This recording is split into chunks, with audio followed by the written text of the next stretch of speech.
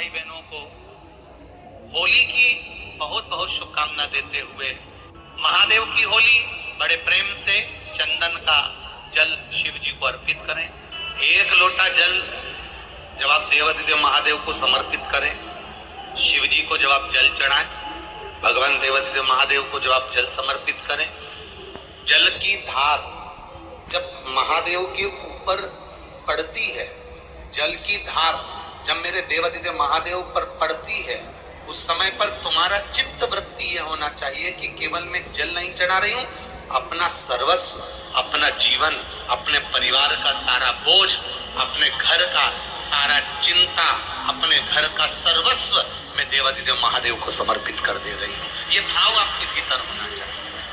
हमारा भी पेट दुखता है, जैसे आप चलते हो वैसे हम चलते हैं, जैसा आप भोजन करते हो वैसा हम करते हैं, जैसे आप सोते हो वैसे हम सोते हैं। तो आप में और हम में कोई अंतर नहीं है, कोई अंतर नहीं,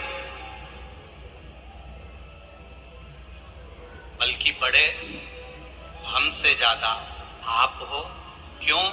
क्योंकि आप अपना अमूल्य समय देकर कथा को सुनने के लिए आए हो। ये माइक तो किसी पगला को भी पकड़ा दो तो वो भी 2-3 घंटा निकाल दे, पर आपके भीतर शिव समाया हुआ है। माइक तो किसी पगले को भी पकड़ा दो तो वो 2-4 घंटा निकाल दे, पर आपके भीतर शिव समाया है, आपके भीतर शंकर समाया है। एक नर्मदा जी में बच्चा खड़े होकर रस्सी की डोरी बांधकर उसमें चुंबक को लपेटकर नर्मदा जी में फेंकता है।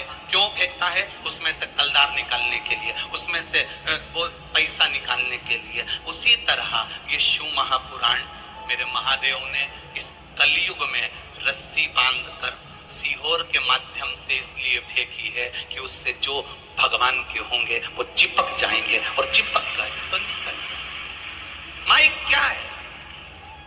तुम्हारा विश्वास दृढ़ है, तुम्हारे भीतर जो शंकर समाया है, तुम्हारे भीतर जो शिव समाया है, तुम्हारे भीतर जो देवादिदेव महादेव समाया है, वो मूल है। कथा वाचने वाला मूल नहीं होता, कथा सुनने वाला मूल होता है। कथा वाचने वाला तो 4 पाए की चौकी पर बैठता है, और कथा सुनने वाला जमीन पर बैठता है। जो जमीन पर बैठता है वो जमींदार होता है, जो चौकी पर बैठता है वो चौकीदार होता है। आप सब कथा सुनने जमीन पर बैठे हो, तुम जमींदार हो, क्योंकि अपनी मर्जी के मालिक हो। जितनी देर बैठना बैठते हो, तुम्हारी मर्जी पड़ जाए तो उठ के चले जाते हो। तुम्हारा मन पड़ा तो पानी की बोतल निकाल कर पी लिए, तुम्हारा मन पड़ा तो जेब में से निकाल के मल के ने फटकी लगा के निपटा भी गए। पर कथा वाचने वाला 3 घंटे एक जैसा बैठा है, विराजमान है, बोलना है बोलना है, समझाना है समझाना है। वाचने वाले से बड़ा सुनने वाला होता है, क्योंकि उसके भीतर शिव समाया होता है। अगर आपके भीतर शिव नहीं होता तो आप इतने लाखों की संख्या में यह नहीं पहुंचते। आपके भीतर शिव समाया है, इसलिए आप बड़े हो। आपके भीतर महादेव समाया है, इसलिए आप बड़े हो। बोलना तो कोई को भी माइक दे दो, बोल देगा, 2-4 घंटा तो निकाल देगा, उसमें कौन सी बड़ी बात? आएगी विषम परिस्थितियां, विश्वास, हम भी मनुष्य हैं और आप भी मनुष्य हो, और गलती किससे होती है? भगवान से होती है कि मनुष्य से होती है? तुम बोलो, किससे होती है?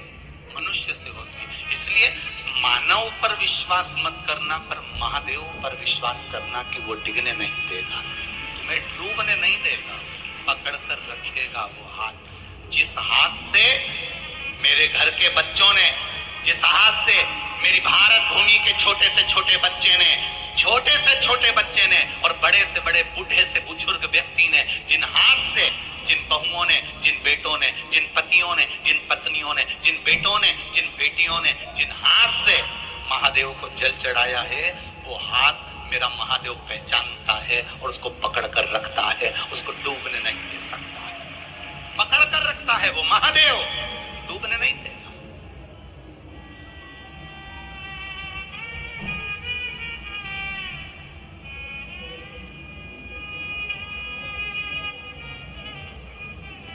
जब एक साधारण सा व्यक्ति केवल छूने से समझ जाता है कि इसकी भावना क्या है, बोलो रिजी जी सही है कि गलत है? मेरे भाई बैठे हैं, वो भी अंदाजा लगाकर बोलना। अगर किसी व्यक्ति को मात्र छुआ जाए उससे अंदाजा लगाया जा सकता है कि इसके अंदर चल क्या रहा है, इसके मन में क्या चल रहा है, किस भाव से छुआ तूने। उसी तरह महादेव को मात्र जल चढ़ाने से समझ में आ जाता है कि महादेव से तुम मांग क्या रहे हो, क्या कह रहे हो, क्या कहना चाहते हो, वो महादेव समझ जाता है। मेरा देवनी देव महादेव समझ जाता है। करेंगे दुनिया के लोग अपशब्द कहेंगे, ताने देंगे, गालियां देंगे, आड़ा टेढ़ा बोलेंगे, उनका काम है, वो बोलते रहने दो। अपना काम है शिव मंदिर में जाना, एक लोटा जल चढ़ाना, शंकर की भक्ति करना, शिव तत्व को अपने भीतर उतारना, उसके सिवाय कुछ नहीं।